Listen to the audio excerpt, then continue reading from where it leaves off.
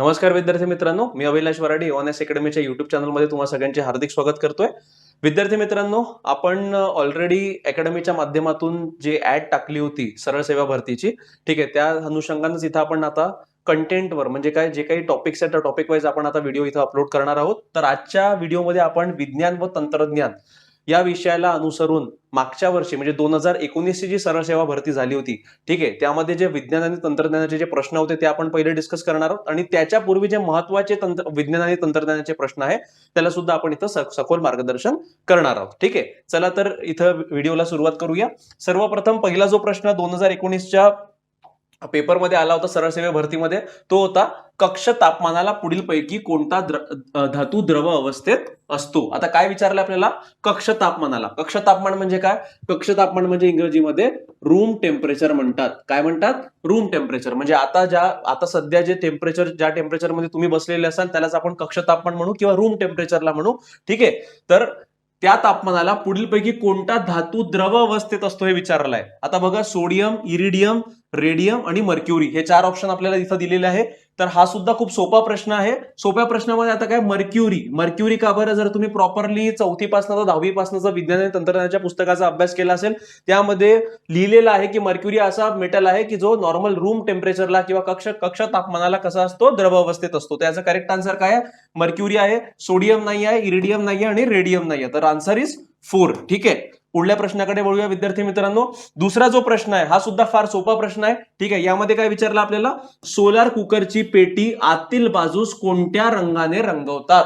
ठीक आहे, आता सोलार कुकर म्हणजे काय? सूर्याच्या एनर्जीवर काय होते? सूर्याच्या एनर्जीवर काही शिजवण्यात येतं किंवा आपण त्या एनर्जीचा वापर करून भात वगैरे आपण जे आहे ते शिजवू शकतो. ठीक आहे, तर हे कुठे होतं? Solar cooker. आता जर तुम्ही लहानपणी सोलार कुकरचा एखादा एक्सपेरिमेंट बघितला असेल तर त्यामध्ये तुम्हाला दिसून येईल की सोलार कुकरची आतली बाजू काळ्या रंगानं रंगवली जाते. ठीक आहे, पांढरा का बरं नाही? पांढरा कलर काय करतो? हा रिफ्लेक्ट करतो. ठीक आहे, मोर दॅन 90% हा रिफ्लेक्ट करतो लाईटला. पण काळा रंग काय करतो? कोणतीही काळी गोष्ट घालून जर तुम्ही सूर्यप्रकाशात गेले तर तुम्ही काय होतो? तो स्पेसिफिक रंग गरम होऊन जातो. म्हणजे काळा काय करतो? ऍब्झॉर्ब करतो. तर करेक्ट आन्सर काय आहे? चौथं, पिवळा किंवा लाल नव्हे. ठीक आहे, तर याचा आन्सर सुद्धा 4 आहे. त्यानंतर तिसराही प्रश्न सोपा प्रश्न आहे. अगेन जर तुम्ही सायन्स अँड टेक्नॉलॉजीचा जर चांगल्याने अभ्यास केला असेल, स्टेट बोर्डाच्या पुस्तकात जर तुम्ही वाचलं असेल, हा प्रश्न तुम्हाला डायरेक्टली याचं उत्तर येईल. जूल हे कशाचे एकक आहे? घनतेचे एकक नाही आहे, चालीचे एकक नाही आहे, वेगाचे एकक नाही आहे. हे कशाचे एकक आहे? कार्याचे एकक आहे. म्हणजे याचं सुद्धा करेक्ट आन्सर काय आहे? 2. ठीक आहे, पुढील प्रश्नाकडे, चौथ्या प्रश्नाकडे वळूया. यामध्ये तुम्हाला काय विचारलंय? हा सुद्धा एक डायरेक्ट प्रश्न आहे विद्यार्थी मित्रांनो. ऊर्जेचा नैसर्गिक स्रोत कोणता आहे? ठीक आहे, म्हणजे नॅचरल सोर्स कोणता आहे? लाकडी कोळसा आहे का? नाही. बायोगॅस आहे का? नाही. इथेनॉल आहे का? नाही. आपल्याला काय विचारलंय? नैसर्गिक स्रोत जो नॅचरली अवेलेबल आहे तो कोणता आहे? सूर्य. तर करेक्ट आन्सर काय आहे याचा आन्सर 3. त्यानंतर 5वा क्वेश्चन बघूया इथं. समुद्राची खोली मोजण्यासाठी कोणते तंत्रज्ञान वापरतात? हे बघा, प्रश्न काय विचारलाय? तंत्रज्ञानाबद्दल आपल्याला माहिती विचारली आहे. तर समुद्राची खोली मोजण्यासाठी कोणत्या तंत्रज्ञान वापरतात? तर इथं सोनार तंत्रज्ञान. ठीक आहे, सोनार, NAR. सोनारचा फुल फॉर्म काय? Sound navigation and ranging. ठीक आहे, साऊंड नेव्हिगेशन अँड रेंजिंग. याच्यामध्ये काय होतं विद्यार्थी मित्रांनो? एका साईडला असतो ट्रान्समीटर आणि दुसऱ्या साईडला असतो रिसिव्हर. ठीक आहे, याला म्हणतात ट्रान्समीटर, MITTER, आणि याला म्हणतात रिसिव्हर. ठीक आहे, ट्रान्समीटर काय करतो? साऊंड वेव्ह ट्रान्समिट करतो. जो समुद्राचा सरफेस असेल त्या सरफेस पासून त्या रेज रिफ्लेक्ट होतात, साऊंड वेव्ह, आणि त्या या रिसिव्हरला इथं भेटतात. ठीक आहे, तर याचा जो टाइम असतो तो टाइम कॅल्क्युलेट करण्यात येतो आणि त्या आधारावर समुद्राची खोली मोजण्यात येते. तर हे तंत्रज्ञान कोणते आहे? सोनार तंत्रज्ञान. तर करेक्ट आन्सर काय आहे? 2. ठीक आहे, त्यानंतर पुढच्या प्रश्नाकडे वळूया. ध्वनीचा वेग सर्वाधिक कोणत्या अवस्थेत असतो हे आपल्याला विचारलंय. ठीक आहे, हे लक्षात ठेवा. ध्वनीचा वेग हा जसं जसं स्पेसिफिक अवस्थेची घनता वाढत जाते तसं तसा ध्वनीचा वेग काय होतो? वाढत जातो. आता याच्यामध्ये निर्वात पोकळी, तर हे एक चुकीचं उत्तर आहे. निर्वात पोकळी का बरं? व्हॅक्यूम मध्ये ध्वनी हे करत नाही, ट्रॅव्हल करत नाही. ठीक आहे, किंवा ध्वनीचा वेग निर्वात पोकळीमध्ये 0 असतो. ठीक आहे, मग वायूमध्ये जसं मी आता तुम्हाला म्हटलं की ध्वनीचा वेग कसा वाढतो? जसं जसं घनता वाढत जाते त्या स्पेसिफिक मीडियमची तसं तसं काय होतं? ध्वनीचा वेग वाढत जातो. तर करेक्ट आन्सर काय? वायू नव्हे, द्रव्य नव्हे, स्थायू, सॉलिड. ठीक आहे, सॉलिड मध्ये ध्वनीचा वेग काय असतो? सर्वात जास्त असतो. ठीक आहे, त्यानंतरचा पुढचा प्रश्न हा सुद्धा डायरेक्ट प्रश्न आहे.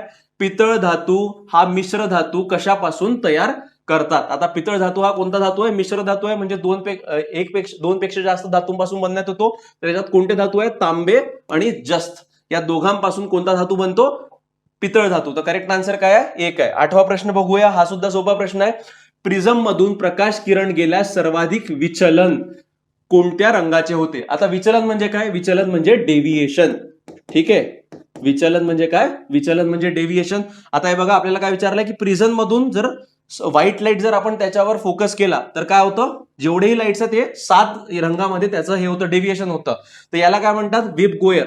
कोणतं? VIBGYOR. ह्या 7 रंगामध्ये त्याचं काय होतं? व्हाईट लाईटचं विघटन होतं. तर हे 7 रंग आहे, याच्यामधल्या सर्वात जास्त विचलन कोणत्या रंगाचं होतं? तर हे बघा, सर्वात जास्त विचलन होणार आहे व्हायलेट रंगाचं. व्हायलेट रंगालाच काय म्हणतात? व्हायलेट रंगालाच मराठीमध्ये जांभळा रंग म्हणतात. ठीक आहे, म्हणजे काय? हे सुद्धा तुमच्या 9वीच्या पुस्तकात दिलेलं आहे. ही जर डायग्राम तुम्ही जर तिथं बघितली असेल स्टेट बोर्डाच्या पुस्तकात, तुम्हाला हे उत्तर इझिली सापडेल. तर जांभळा रंग म्हणजे करेक्ट आन्सर आहे. एक, लाल नव्हे, पिवळा नव्हे, हिरवा नव्हे. हे बघा, विचलन सगळ्या रंगाचं होऊन राहिलंय, पण आपल्याला काय विचारलंय प्रश्नामध्ये? सर्वात जास्त विचलन कोणत्या रंगाचं होत आहे ते विचारण्यात आलेलं आहे. त्यानंतर 9व्या प्रश्नाकडे वळूया. ठीक आहे, गुरुत्वाकर्षणाचा शोध कोणी लावला? हा सुद्धा खूप सोपा प्रश्न आहे विद्यार्थी मित्रांनो. गुरुत्वाकर्षणाचा शोध कोणी लावलाय? न्यूटननं लावलाय. कोणत्या वर्षी लावला? 1687 मध्ये लावला. ठीक आहे, झाडाखाली बसला होता, सफरचंद पडलं, तर त्याला कळलं की कोणत्या तरी प्रकारचा एक फोर्स आहे. तो फोर्स, त्या फोर्सलाच नाव काय दिलं त्यांनी? गुरुत्वाकर्षणाचा शोध, गुरुत्वाकर्षणाचा फोर्स हे नाव त्यांनी दिलं. त्यानंतरचा 10वा प्रश्न आहे, आपाती किरणांनी स्तंभिकेशी केलेला कोण म्हणजे कोणता कोण? तर याचं सुद्धा सिंपल उत्तर आहे, आपाती कोण तयार होतो, म्हणजे करेक्ट आन्सर 2 आहे. हे बघा, कोणत्याही पृष्ठभागावर पडलेल्या प्रकाश किरणाला काय म्हणतात? आपाती किरण म्हणतात. कोणताही पृष्ठभाग असू द्या. त्यानंतर पृष्ठभागावर प्रकाश किरण ज्या ठिकाणी पडतो त्यास आपण आपात बिंदू म्हणतो. ठीक आहे, आपाती किरणाने स्तंभिकेजवळ केलेल्या कोणाला आपाती कोण असे म्हणतात. हे 3 स्टेटमेंट जरी तुम्ही लक्षात ठेवले तरी तुम्हाला याचं उत्तर इझिली, जर प्रश्न आला तर तुम्ही इझिली सोडवू शकता. त्यानंतर 11वा प्रश्न जो आहे, दूरचित्रवाणी संचामध्ये पडद्यावर दिसणारे चलचित्राचे कारण कोणते? आपल्याला काय विचारलंय? चलचित्र म्हणजे जो व्हिडिओ वगैरे आपण बघतो त्याच्याबद्दल. ठीक आहे, त्याचे कारण काय आहे? प्रकाशाचे अपस्करण नाही, विफिशीलता नाही, प्रकाशाचे अपस्करण नाही, दृष्टी सातत्य. हे बघा विद्यार्थी मित्रांनो, परत आपल्या डोळ्यासमोर जर कोणतं चित्र आपल्याला दाखवलं गेलं, त्या चित्राचा इम्पॅक्ट आपल्या डोळ्यासमोर 1/10 सेकंडसाठी टिकून राहतो.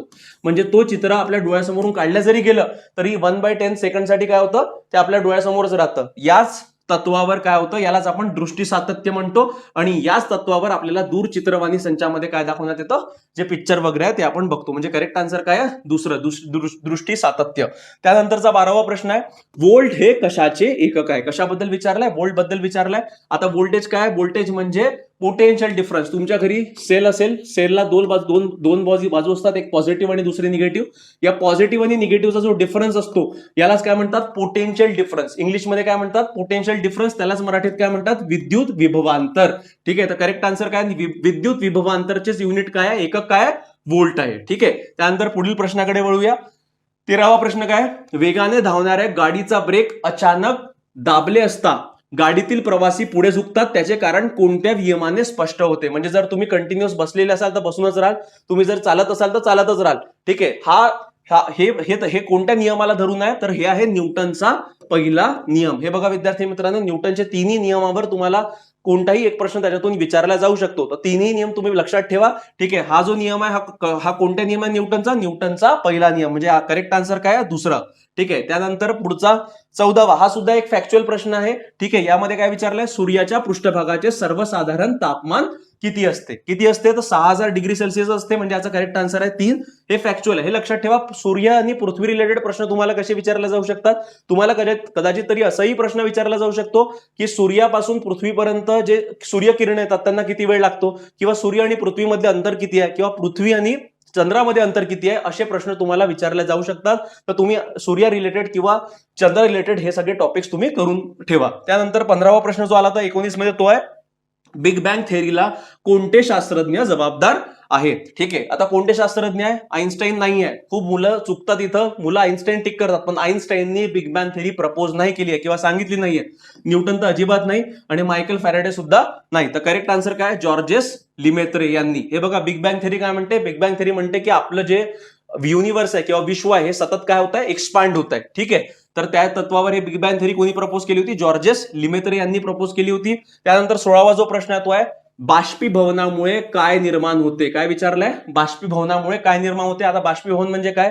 सूर्यकिरणामुळे जे काही पाणी असतं ते पाण्याचं काय होतं? बाष्पीभवन होतं. ठीक आहे, किंवा त्यालाच इंग्रजीमध्ये इव्हॅपोरेशन म्हणतो आपण. आणि त्यामुळे काय वाटते? भद्रता नाही वाढत, उष्णता नाही वाढत, कोरडेपणा नाही वाढत, तर आर्द्रता वाढते. या आर्द्रतेलाच इंग्रजीमध्ये काय म्हणतात? ह्युमिडिटी. काय म्हणतात? ह्युमिडिटी. ठीक आहे, त्यानंतर 17वा प्रश्न काय? हा सुद्धा खूप सोपा प्रश्न आहे विद्यार्थी मित्रांनो. डेसिबल हे या मापनाचे एकक आहे. हे बघा विद्यार्थी मित्रांनो, जर तुम्ही प्रॉपरली न्यूजपेपर वृत्तपत्र वाचत असाल, त्यामध्ये कोणताही सण आला, जसं आता गणपती आला, तर गणपतीच्या वेळेस काय होतं? मंडळांना परमिशन दिली जाते की तुम्ही एवढ्या एवढ्या आवाजानं गाणे वाजवू शकता, इतक्या डेसिबल पर्यंत आवाज वाजवू शकता. तर बेसिकली डेसिबल हे कशाचं युनिट आहे विद्यार्थी मित्रांनो? लॉजिक, कॉमन सेन्स, आवाजाचं एकक आहे. ठीक आहे, विद्युतचं नाही, उष्णतेचं नाही, अंतरचं नाही, तर आवाजाचं. म्हणजे करेक्ट आन्सर इथं काय आहे? 2. ठीक आहे, त्यानंतर 18वा प्रश्न बघूया. ऊर्जा मापनाचे एमकेएस पद्धतीत एकक कोणते? काय विचारलाय? एमकेएस पद्धत. एम म्हणजे मीटर, के म्हणजे किलोग्राम, ठीक आहे, एस म्हणजे सेकंड्स. ठीक आहे, तर हे कशाचं आहे? ऊर्जा मापनाचे विचारलंय. ऊर्जेचं युनिट काय विद्यार्थी मित्रांनो? 2 जूल आहे. ठीक आहे, त्यानंतर 19वा प्रश्न. 1 नॅनोमीटर म्हणजे किती? हा सुद्धा खूप सोपा प्रश्न आहे. ठीक आहे, 1 नॅनोमीटर म्हणजे करेक्ट आन्सर 10⁻⁹ मीटर. 1 नॅनोमीटर म्हणजे एका मीटरचा 1 अब्जावा भाग होय. 1 अब्जावा म्हणजे किती? 10⁻⁹. ठीक आहे, म्हणजे करेक्ट आन्सर याचा 3रा आहे. आता आपण थोडे दुसरे जे महत्वाचे प्रश्न आहे विज्ञान आणि तंत्रज्ञान रिलेटेड ते आपण घेणार आहोत. आतापर्यंत जे काही आपण प्रश्न बघितले ते 2019च्या सरळ सेवा भरतीतले विज्ञान व तंत्रज्ञानामधले आलेले प्रश्न आपण बघितले. खालील बाबींचा विचार करा. हा कधी आला होता? यवतमाळ 2012 मध्ये सरळ सेवा भरतीमध्ये विचारलेला प्रश्न आहे. पहिलं काय? कार्बन डायऑक्साईड, दुसरं नायट्रोजन ऑक्साईड, तिसरं सल्फर ऑक्साईड. कोळशाच्या ज्वलनाने वरीलपैकी कोणता वायू निर्माण होतो किंवा होतात? ठीक आहे, म्हणजे वरीलपैकी कोणते वायू कोळसा ज्वलनाने निर्माण होतात? हे बघा, कोळशामध्ये सल्फरचं प्रमाण असतं, नायट्रोजनचं प्रमाण असतं आणि कार्बनचं प्रमाण असतं. जर तुम्ही प्रॉपरली स्टेट बोर्डाचा अभ्यास केलेला असेल तर त्यामध्ये तुम्हाला सापडेल की याचं करेक्ट आन्सर काय आहे? अ, ब आणि क, ऑल ऑफ द अबव याचा करेक्ट आन्सर आहे. म्हणजे कार्बन डायऑक्साईड निघतो, नायट्रोजन ऑक्साईड निघतो आणि सल्फर ऑक्साईड सुद्धा तिथं एमिट होतो. ठीक आहे, म्हणजे करेक्ट आन्सर आहे 4. पुढच्या प्रश्नाकडे वळूया. पुढचा प्रश्न विद्यार्थी मित्रांनो हा सुद्धा थोडा लॉजिकल प्रश्न आहे. ठीक आहे, यामध्ये काय म्हटलंय? एका झाडाच्या बुडाची साल वर्तुळाकार पद्धतीने काढल्यावर ते झाड हळूहळू सुकून जाते. याचं कारण काय? हा सुद्धा सरळ सेवा भरतीमध्ये विचारलेला प्रश्न आहे. आता याचं कारण काय? की जमिनीत पाण्याचा प्रवाह झाडामध्ये अवरुद्ध होतो. सिंपलची गोष्ट आहे विद्यार्थी मित्रांनो, की जर जमिनीतलं पाणी वरती झाडाला जाणारच नाही तर झाड काय होईल? झाड सुकूनच जाणार आहे. ठीक आहे, तर बेसिकली हे काय होतं की झाडाच्या बुडाची साल वर्तुळाकार पद्धतीने काढल्यामुळे पाण्याचा जो प्रवाह जमिनीतून झाडाकडे वरती जातो, शेंड्याकडे, तो थांबून जातो आणि त्याच्यामुळे काय होतं? झाड सुकून जातं. तर करेक्ट आन्सर याचा पहिला आहे. मुळांना पुरेसे पोषण मिळत नाही, चुकीचं आहे, कारण मुळांना तर पाणी मिळून राहिलंय. तिसरं, झाड जमिनीत किटाणूमुळे बाधित होतं, हे तर नॉर्मली होऊ शकतं. मुळांना पुरेसा प्राणवायू मिळत नाही, असंही चुकीचं आहे. ठीक आहे, तर कारण काय आहे? 1, म्हणजे याचा करेक्ट आन्सर आहे 1. त्यानंतर पुढे वळूया. कापसामध्ये, हा सुद्धा एक फॅक्च्युअल प्रश्न आहे. कापसामध्ये PA 255 या वाणाच्या धाग्याची लांबी किती आहे? तर याचं उत्तर आहे 27 ते 28 मिलीमीटर. हे करंट अफेअर ज्या चालू घडामोडी आहे त्याच्यामध्ये तुम्हाला याचे उत्तर सापडेल. ठीक आहे, त्यानंतर झाडाने शोषून घेतलेल्या एकूण पाण्यापैकी साधारणपणे किती टक्के पाणी झाडाच्या वाढीला आणि विकासाला उपयोगी पडते? ठीक आहे, हा सुद्धा सरळ सेवा भरतीमध्ये प्रश्न विचारण्यात आला होता की झाडाला जितकं पाणी आपण घालतो त्याच्यामधलं किती पाणी झाड स्वतःच्या वाढीसाठी वापरतं. तर हे किती? याचं उत्तर 1%. जनरली जर बघितलं तर 5% कमी पाणी झाड स्वतःच्या वाढीसाठी वापरतं, पण इथं उत्तर करेक्ट काय आहे? 1% आहे. 1% ते 5% म्हटलं तर आपण 1% तिथं टिक करायचं. म्हणजे करेक्ट आन्सर सुद्धा काय आहे? 2. ठीक आहे, त्यानंतर पुढे वळूया विद्यार्थी मित्रांनो. यामध्ये आहे पहिला प्रश्न. या प्रकारच्या कोळशाच्या कार्बनचे प्रमाण सर्वात जास्त असते. म्हणजे कोणत्या प्रकारच्या कोळशामध्ये कार्बनचे प्रमाण सर्वात जास्त असते याच्यावर आपल्याला विचारलंय. आता यासाठी आपल्याला काय माहित पाहिजे विद्यार्थी मित्रांनो? की कार्बनचे किती प्रकार आहे. हा सुद्धा एक सोपा टॉपिक आहे. तुम्ही जर प्रॉपरली स्टेट बोर्डाचे पुस्तकं वाचले असेल तर काय होईल? तुम्हाला याचं उत्तर सापडेल. हे बघा, 4 प्रकारचे कार्बन भारतामध्ये सापडतो. एक असतो अँथ्रासाइड, दुसरा असतो बिट्युमिनस, तिसरा लिग्नाइट, चौथा पीठ. कार्बनचं सर्वात कमी प्रमाण हे पीठ मध्ये असतं, त्याच्यापेक्षा थोडं जास्त लिग्नाइट मध्ये असतं, त्याच्यापेक्षा जास्त बिट्युमिनस, त्याच्यापेक्षा जास्त अँथ्रासाइट मध्ये असतं. ठीक आहे, अँथ्रासाइट मध्ये कार्बनचं प्रमाण 80 ते 95%, बिट्युमिनस मध्ये 60 ते 80%, लिग्नाइट मध्ये 40 ते 55% आणि पीठ मध्ये 40%. तर याचा करेक्ट आन्सर काय आहे? सर्वात जास्त कार्बनचं प्रमाण अँथ्रासाइट. कुठे अँथ्रासाइट? 1. म्हणजे याचा करेक्ट आन्सर 1 आहे, बिट्युमिनस नाही, यापैकी नाही, पीठ नाही. ठीक आहे, करेक्ट आन्सर 1. त्यानंतर विद्युत बल्ब मध्ये कोणता वायू असतो? ठीक आहे, जनरली लक्षात ठेवा की तुमच्या घरी जर विद्युत बल्ब असेल जुनावाला, ठीक आहे, त्याच्यामध्ये टंगस्टनची एक काय असते? एक फिल्म असते. ते टंगस्टनची फिल्म जर ऑक्सिजनच्या कॉन्टॅक्ट मध्ये आली तर काय होतं? ती फिल्म जंगून जाते. ती जंगली नाही पाहिजे याच्यासाठी काय केलं जातं? त्यामध्ये जे निष्क्रिय वायू आहे ते निष्क्रिय वायू बल्बमध्ये टाकण्यात येतात. आता हे निष्क्रिय वायू म्हणजे काय? की जनरली बल्बमध्ये आर्गॉन नावाचा निष्क्रिय वायू वापरला जातो. आर्गॉन, निऑन, हेलियम अशा पद्धतीचे. ठीक आहे, तर इथे काय विचारलंय? विद्युत बल्बमध्ये कोणता वायू असतो? आता इथे आर्गॉन तर कुठं नाही, निर्वात पोकळी तर नाही, हे चुकीचं आहे. व्हॅक्यूम नाही क्रिएट केला जात, ऑक्सिजन तर बिलकुलच नाही. ठीक आहे, यापैकी नाही, हे नाही, पण नायट्रोजनचा सुद्धा वापर केला जातो. कशासाठी? विद्युत बल्बमध्ये जो वायू असतो तो नायट्रोजन म्हणून सुद्धा वापरला जातो. म्हणजे करेक्ट आन्सर काय आहे? 2. त्यानंतर अग्निवर्षाव काय आहे? तिसरा प्रश्न. आता हे लक्षात ठेवा, अग्निवर्षाव म्हणजे काय? की हे क्षेपणास्त्र नाहीये विद्यार्थी मित्रांनो, अग्निबाण सुद्धा नाहीये, हे क्षेपणास्त्र वाहू नौका सुद्धा नाहीये. तर अग्निबाण काय? धूमकेतूंच्या धुलीकणांचा हा अग्निवर्षाव म्हणजे निसर्गातील एक अद्भुत घटना असते. धूमकेतू जो असतो त्याच्या धुलीकणांचा जो वर्षाव होतो त्यालाच काय म्हणतात? अग्निवर्षाव. म्हणजे करेक्ट आन्सर इथलं काय आहे? 4. करेक्ट आन्सर 4 आहे. ठीक आहे, त्यानंतर पुढील प्रश्नाकडे वळूया. ठीक आहे, ठीक आहे विद्यार्थी मित्रांनो, एमकेएस पद्धतीत संवेगाचे एकक काय आहे? ठीक आहे, आता एमकेएस पद्धत जर म्हटली आपण तर एमकेएस मध्ये अजून काय? एम कशासाठी असतो? मीटरसाठी, के कशासाठी असतो? किलोग्रामसाठी, एस कशासाठी असतो? सेकंडसाठी. तर या पद्धतीत संवेगाचे एकक विचारलाय तर याचा काय करेक्ट आन्सर? किलोग्राम मीटर प्रति सेकंड. म्हणजे करेक्ट आन्सर याचा आहे 3. म्हणजे जर तुम्हाला त्याचा एमकेएसचा फुल फॉर्म जरी माहित असला तरी तुम्हाला उत्तर तिथं सापडेल. त्यानंतर एमडीटी ही उपचार पद्धती कोणत्या रोगाच्या उपचारासाठी वापरली जाते? कोणती उपचार पद्धती? एमडीटी. एमडीटीलाच काय म्हणतात? Multi drug therapy. आता ही जी थेरपी आहे ही थेरपी कुष्ठरोगासाठी जनरली वापरली जाते. ठीक आहे, तर करेक्ट आन्सर याचा काय आहे? 2 आहे. त्यानंतर पुढे बोलूया. रेटिनॉल हे कोणत्या जीवनसत्वाचे रासायनिक नाव आहे? ठीक आहे, रेटिनॉल. आता हे सुद्धा तुम्हाला 9वीच्या स्टेट बोर्डाच्या पुस्तकामध्ये हे सापडून येईल. वेगवेगळ्या विटॅमिनचे जे केमिकल नाव आहे ते तुम्हाला तिथं सापडण्यात येईल. तर रेटिनॉल हे कशाचं आहे? विटॅमिन एचा आहे. ठीक आहे, विटॅमिन एचा आहे. त्यानंतरचा जो प्रश्न आहे तो आहे प्रकाशीय तंतूचे कार्य कोणत्या तत्वाने चालते? हा विद्यार्थी मित्रांनो हा सुद्धा सोपा प्रश्न आहे. आता प्रकाशीय तंतू म्हणजे काय? प्रकाशीय तंतूलाच ऑप्टिकल फायबर म्हणतात. काय म्हणतात? ऑप्टिकल फायबर म्हणतात. आता ऑप्टिकल फायबर हा कोणत्या तत्वावर काम करतो? हा टोटल इंटरनल रिफ्लेक्शनवर काम करतो. टोटल इंटरनल रिफ्लेक्शन, TIR म्हणून त्याला म्हणतात. ठीक आहे, यालाच मराठीमध्ये काय म्हणतात? संपूर्ण अंतर्गत परावर्तन. काय म्हणतात? संपूर्ण अंतर्गत परावर्तन याला म्हणतात. म्हणजे करेक्ट आन्सर काय आहे? 4. ठीक आहे, याचं करेक्ट आन्सर 4. त्यानंतर पुढील प्रश्नाकडे वळूया. ठीक आहे, नेहमीच्या संभाषणाच्या तीव्रतेचे डेसिबल किती असते? म्हणजे डेसिबल हे कशाचं एकक आहे विद्यार्थी मित्रांनो? डेसिबल हे आवाजाचं युनिट आहे. ठीक आहे, आता आपल्याला काय विचारलंय की जो आपण संभाषण करतो आपल्या मित्र मैत्रिणींसोबत ते संभाषणचा डेसिबल मध्ये किती असतं? तर ते असतं 50 ते 60 डेसिबलच्या दरम्यान. किती असतं? 50 ते 60. जर तुम्हाला इथं प्रश्न आला की तुम्ही जे एकमेकांच्या कानामध्ये बोलता किंवा एकदम कमी आवाजात बोलता त्याचं किती डेसिबल असतं? तर त्याचं डेसिबल हे 30 डेसिबलच असतो, डीबीच असतो, 30 डीबीचं. ठीक आहे, हे लक्षात ठेवा बरं. याच्यावर सुद्धा तुम्हाला प्रश्न विचारला जाऊ शकतो. त्यानंतरचा पुढील प्रश्न, एकदा रक्तदान केल्यानंतर पुन्हा रक्तदान करण्यासाठी सुमारे किती महिन्यांचा कालावधी ग्राह्य मानला जातो? हा सुद्धा कॉमन सेन्सचा प्रश्न आहे विद्यार्थी मित्रांनो. कधी जर तुम्ही रक्तदान केलं असेल तर तो डॉक्टर किंवा ती नर्स तुम्हाला तिथेच सांगते की 3 महिन्याच्या कालावधीनंतर तुम्ही काय करू शकता? परत रक्तदान करू शकता. म्हणजे करेक्ट आन्सर काय आहे?